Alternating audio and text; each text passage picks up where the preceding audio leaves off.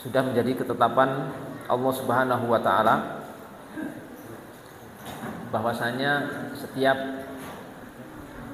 yang bernyawa atau setiap yang punya ruh itu akan mengalami kematian. Itu pasti. Saya ulangi, bahwasanya setiap yang punya ruh atau nyawa itu pasti akan mengalami yang namanya kematian. Suka atau tidak suka, mau atau tidak mau, pasti kita semuanya termasuk di sini karena kita termasuk golongan yang punya arwah atau ruh. Kita akan mengalami yang namanya kematian. Dalam Al-Qur'anul Karim Allah Subhanahu wa taala berfirman, "Kullu nafsin dha'iqatul maut." Bahwa setiap yang memiliki ruh itu akan mengalami kematian. Adapun waktunya kapan itu berbeda. Mungkin kita berbeda-beda. Kalau waktunya kita tidak tahu karena itu rahasia Allah Subhanahu wa taala. Tapi nanti kalau sudah ketetapan Allah Subhanahu wa taala kepada kita, sudah tiba waktunya, itu pasti terjadi. Pasti. Tidak akan bisa diundurkan walaupun 1 detik. Tidak akan bisa dimajukan walaupun 1 detik. Tepat pasti kalau jam itu, detik itu, di tempat itu seorang hamba ditakdirkan meninggal, pasti meninggal. Nah, di sini ada hal yang perlu untuk kita renungi bersama, bahwasanya karena kematian itu satu yang sudah pasti, kita harus mempersiapkan bekal untuk menghadapi kematian itu. Di mana disebutkan dalam sebuah hadis Nabi Muhammad SAW bersabda, beliau ditanya, "Ya Rasulullah," kalau bahasa Arabnya ya Rasulullah bil mansub bin nasab, ya Rasulullah atau ya Rasulullah dalam bahasa Indonesia, siapakah manusia yang paling akyas, paling cerdas? Manusia yang paling cerdas itu siapa? Mungkin kita akan menjawab, orang cerdas itu orang yang IQ-nya sekian, yang sekolahnya tinggi, titelnya ini itu dan lain sebagainya, S1, S2, S3 sampai S-teler,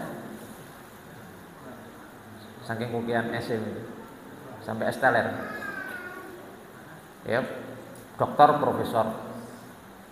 Tapi ternyata Nabi Muhammad SAW tidak menyebutkan seperti itu, Bapak Ibu sekalian. Al-Aqyas, manusia yang paling cerdas menika, disebutkan oleh Nabi SAW, siapa? Orang yang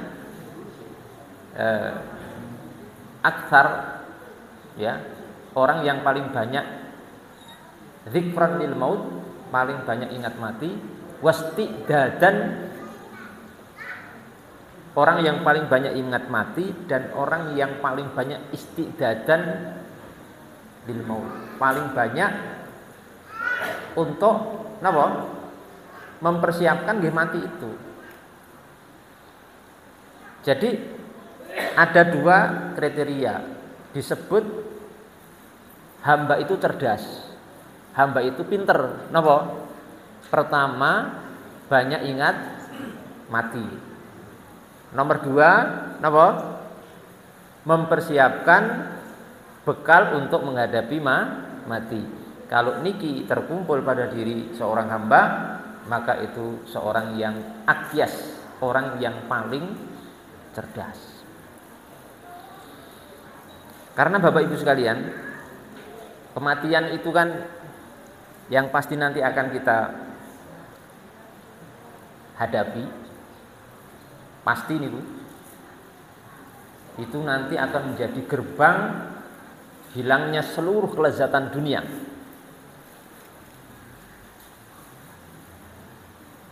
Semua kenikmatan dunia, apa dunia yang nikmat itu? Semuanya nikmat dunia ini. Harta benda, gitu. Tahta, harta, tahta dan apa? Wanita.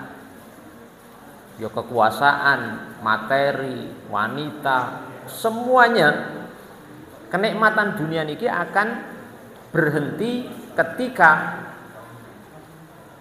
pas kematian itu menghampiri kita. Makanya Nabi mengingatkan aktsiru dzikra hadzimil ladzat, yakni al-maut.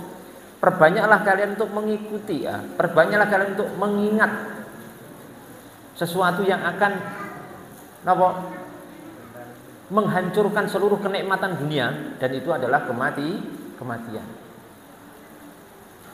Jangan sampai nanti kita terlambat, ternyata pas menjelang sakaratul maut kita ternyata baru mau taubat, baru mau taat pada Allah Subhanahu wa taala, baru sadar kita ternyata dalam kehidupan dunia banyak melakukan dosa-dosa, banyak melakukan pelanggaran-pelanggaran, banyak melakukan hal-hal yang diharamkan oleh Allah Subhanahu wa taala.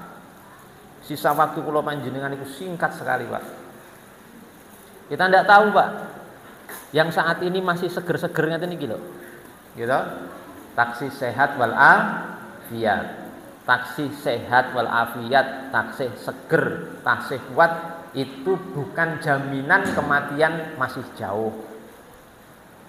Paham betul? Paham betul? Terus nek enten seorang yang sakit parah, tergeletak di atas dipan,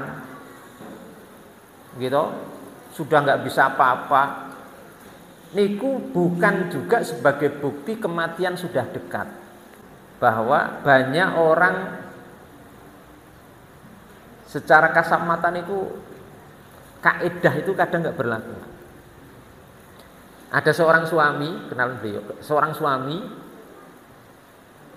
ngurmati istrinya yang sakit parah.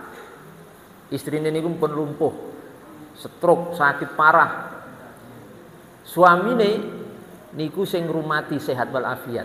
Ternyata niku sing dipanggil oleh Allah Subhanahu wa taala, ternyata suamine terlebih dahulu, Pak. Nggih. Suamine sing sehat wal afiat itu meninggal lebih dahulu daripada istrinya yang dirumati dalam kondisi sudah sakit parah. Terus dibalik lagi, seperti itu kejadian-kejadian itu banyak. Jadi kula jenengan ampun merasa lebih aman, napa? Bahwa seakan-akan kita niku kematian kula jenengan jadwale masih lama. Justru kadang wong-wong sehat ngeten iki pun cedak. Ben wedi sisan kok. Ben ra kemaki, gitu. Mumpung sehat makanya mendekat kepada Allah Subhanahu wa taala. Nah, niku Bapak Ibu yang kami cintai dan kami muliakan, rahimani wa rahimakumullah. Oleh karena itu, monggo di kesempatan yang sisa Allah Subhanahu wa taala, sisa umur yang Allah berikan kepada kita sekalian menika, kita gunakan sebaik-baiknya untuk taat pada Allah Subhanahu wa taala, untuk memperbanyak amal soleh sebanyak-banyaknya, untuk memperbanyak bekal untuk menghadapi kehidupan setelah kehidupan dunia. Sebenarnya mati niku enggak penting, Pak. Sebenarnya mati niku enggak menakutkan ketika setelah mati itu selesai. Sebenarnya kula panjenengan tidak akan pernah takut mati ketika mati itu setelahnya selesai. Tapi kenapa jadi kematian itu menakutkan? Karena setelah kematian itu ada kehidupan lanjutan, kehidupan alam barzah, kehidupan akhirat, yang di situ ada yaumul hisab, hari perhitungan amal. Enten Al jannah ada surga. Enten an-nar neraka. Enten yaumul ba'ts hari kebangkitan. Enten as-sirat jembatan yang membentang di antara dua bibir jahanam yang harus kita lewati. Enten fitnatul qabr, soalul qabr, pertanyaan alam kubur, alam barzah namanya yang harus kita lewati juga. Makanya kematian jadi menakutkan. Yang sebelumnya tidak menakutkan. Kalau setelah mati selesai, santai. Tapi ternyata tidak begitu, Pak. Makanya menakutkan siapapun. Jangan menunggu waktu untuk bertaubat kepada Allah Subhanahu wa taala.